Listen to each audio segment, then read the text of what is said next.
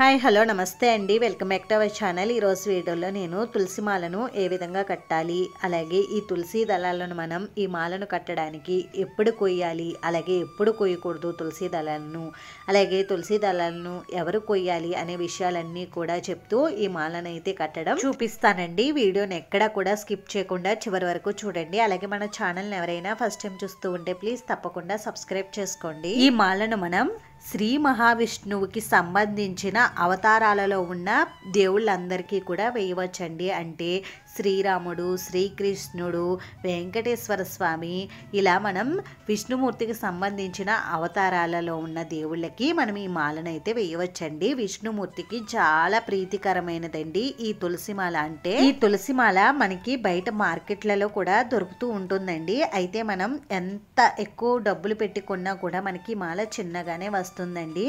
అందుకని మన చేతులతో మనమే స్వయంగా ఈ తులసి మాలను మనకు నచ్చిన విధంగా తయారు చేసుకుని మనం స్వామివారికి సమర్పిస్తే మనకి కూడా చాలా ఆనందంగా ఉంటుంది కదండి. తులసి దళాలను మనమే బయట నుండి కానీ మన ఇంట్లో ఉన్న తులసి దళాలను కానీ తెచ్చుకుని మాల కట్టుకుని వేసుకుంటే మనం పెద్ద మాలను కూడా కట్టుకోవచ్చండి. అలాగే మనం మన ఇంట్లో ఉన్న స్వామివారికి కూడా వేసుకోవచ్చు. నేను ఈ తులసి మాలను కట్టుకోవడానికి బయట నుండి ఇలా తులసి దళాలను అయితే తెచ్చుకున్నానండి. నాకు ఈ ప్యాకెట్ ఈ కవర్ వచ్చేసి 10 రూపీస్ అయితే పడిందండి.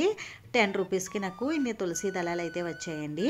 మనం ఈ తులసి దళాలను తెచ్చుకుని వీటిని కొద్దిగా వాటర్తో వాష్ చేసుకుని పక్కన అయితే పెట్టుకోవాలండి. ఈ తులసి దళాలను శుభ్రపరుచుకున్న తర్వాత మనకి ఈ తులసి దళాలు కొద్దిగా పెద్దగా ఉన్నాయి కదండి, అందుకని మనం ఈ తులసి దళాలను కొద్దిగా చిన్నగా అయితే చేసుకోవాలండి. మనకి మాల ఎంత లావుగా కావాలి అనుకుంటే అంత లావుగా మనం ఈ తులసి దళాలను అయితే తుంచుకోవాల్సి ఉంటుందండి. అంటే ఈ విధంగా అయితే మనం కట్ చేసుకోవాలి. తులసి దళాలను ఇంత సైజులో మనం ఇలా కట్ చేసుకుంటే మనకి మాల కూడా ఎక్కువ అవుతుందండి, అంటే పొడవుగా అవుతుంది. అలాగే మనకి మాల కూడా పెద్ద లావుగా కాకుండా సన్నగా కాకుండా మీడియంగా అందంగా వస్తుందండి. మనం ఫోటోకి వేసినప్పుడు స్వామివారి ఫోటోకి మనకి మాల అందంగా కనిపిస్తుందండి. మరీ పెద్దది కట్టేసినా మనకి స్వామివారి ఫోటో అంతా కూడా కప్పేసినట్టు అయిపోయి మనకి పెద్ద అందంగా కనిపించదండి. అందుకని ఈ విధంగా అయితే మనం తులసి దళాలను ఈ విధంగా అయితే కట్ చేసుకుని పెట్టుకోవాలండి. మీకు ఈ మాల లావుగా కావాలి అనుకుంటే మీరు లావుగా అయితే ఈ తులసి దళాలను తీసుకోవాలండి. అంటే కొద్దిగా పొడవుగా ఈ తులసి దళాలను తీసుకోవాలి. సన్నగా కావాలి అనుకుంటే కొద్దిగా చిన్న పొడవు ఉండేలా ఈ తులసి దళాలను తీసుకోవాలండి. అది మీ ఇష్టం అండి. మీరు మాల ఎంత లావుగా సన్నగా కట్టుకోవాలి అనుకుంటే ఆ విధంగా మీరు తులసి దళాలను అయితే కట్ చేసుకోవాలండి. ఇక్కడ ఒక ముఖ్య విషయం అండి, తులసి దళాలను మగవారు మాత్రమే కట్ చేయాలి అని అంటూ ఉంటారండి. అలాంటిది ఏమీ లేదండి. ఎవరైనా సరే తులసి దళాలను కోసుకోవచ్చండి, కట్ చేసుకోవచ్చు. మనం తులసి దళాలని ఈ విధంగా కట్ చేసుకుని పెట్టుకున్న తర్వాత ఇప్పుడు ఒక దారం అయితే తీసుకోవాలండి. నేను ఇక్కడ మిషన్ దారమే తీసుకున్నానండి.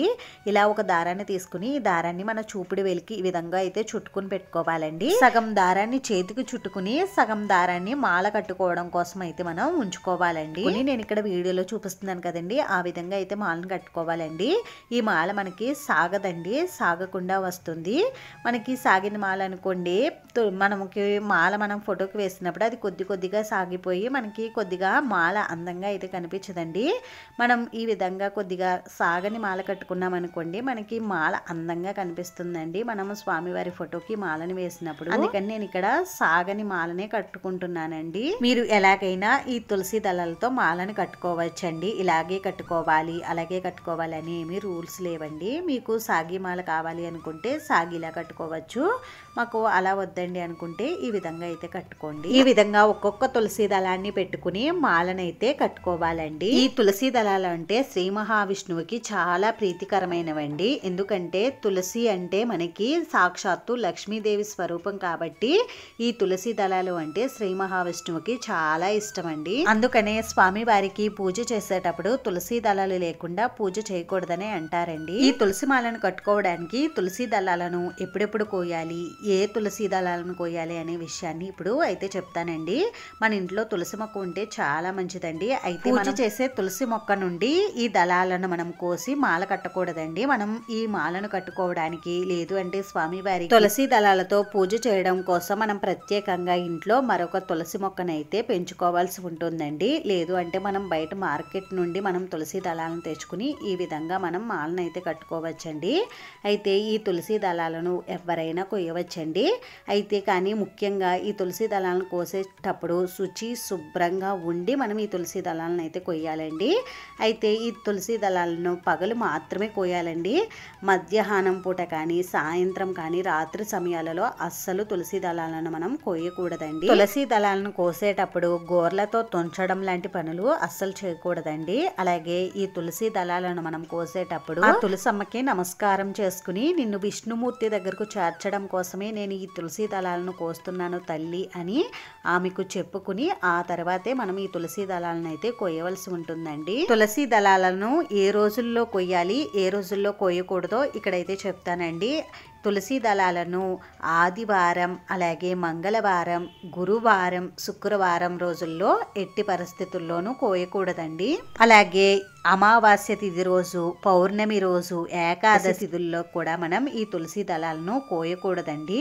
ఒకవేళ మీకు ఈ రోజుల్లో కావాలి అనుకుంటే మనం ముందు రోజే ఈ తులసి దళాలను కోసుకుని పెట్టుకోవాలండి. నేను ఇక్కడ ఈ తులసి మాలను కొద్దిగా గులాబీలు చామంతులతో కూడా కలిపి కట్టుకుంటున్నానండి. ఇలా మనం పువ్వుల్ని కూడా కలిపి కట్టుకుంటే ఈ మాల చూడడానికి ఇంకా అందంగా కనిపిస్తుందండి. అందుకని నేను అక్కడక్కడ కూడా ఈ విధంగా పువ్వుల్ని పెట్టుకుని ఈ మాలను అయితే కట్టుకుంటున్నాను. ఇలా కట్టుకోవడం వల్ల మనకి మాల కొద్దిగా పొడుగ్గా అయితే వస్తుందండి. అలాగే మనం ఈ తులసి దళాలను కోసేటప్పుడు చెప్పులు వేసుకుని ఈ తులసి దళాలను కోయకూడదండి. మనం తులసి దళాలను కోసేటప్పుడు ఒక్కొక్క దళాన్ని కోయకూడదండి. 3 దళాలను కలిపి మనం ఒక తులసి దళంలో అయితే కోయాలండి. తులసి దళాలను కోయడానికి ఇన్ని నియమాలు అయితే ఉన్నాయండి. ఇన్ని నియమాలు మేము పాటించలేమండి అనుకునేవారు మనం ఈ తులసి దళాలు మనకి బయట మార్కెట్లో దొరుకుతాయండి. ఇలా తులసి దళాలను తెచ్చుకుని మీరు స్వామివారి పూజలో కానీ స్వామివారికి ఇలా మాలను కానీ తయారు చేసుకుని మనం స్వామివారికి అయితే వేయవచ్చండి. స్వామివారికి ఈ మాలను ఎప్పుడెప్పుడు వేయాలి అని అంటే ఏకాదశి తిథి రోజు అలాగే శనివారం రోజు కూడా మనం స్వామివారికి ఈ మాలను సమర్పించవచ్చండి. అలాగే స్వామివారి ఏవైనా ప్రత్యేకమైన పూజలు వ్రతాలప్పుడు కూడా మనం ఈ మాలను స్వామివారికి సమర్పించవచ్చండి. ఈ విధంగా నేను తులసి మాలను అయితే కట్టేసుకున్నానండి. ఇప్పుడు ఈ మాలను మనం స్వామివారి ఫోటోకి అయితే వేసుకోవాలండి.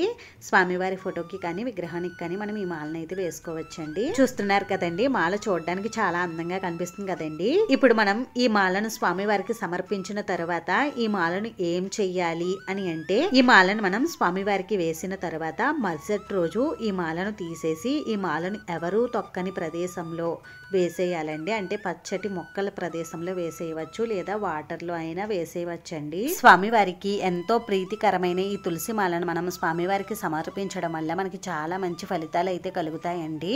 ఒకవేళ మీరు తులసి మాలను సమర్పించలేకపోతే కనీసం ఒక్క తులసి దళాన్నైనా మనం స్వామివారికి సమర్పిస్తే మంచిదండి. అంతేనండి. చూశారు కదా తులసి దళాలతో మాలను ఏ విధంగా తయారు చేసుకోవాలో. ఈ వీడియో మీకు నచ్చితే మీ ఫ్రెండ్స్కి రిలేటివ్స్కి షేర్ చేయండి. వీడియోని చివరి వరకు చూసినందుకు చాలా థ్యాంక్స్ అండి.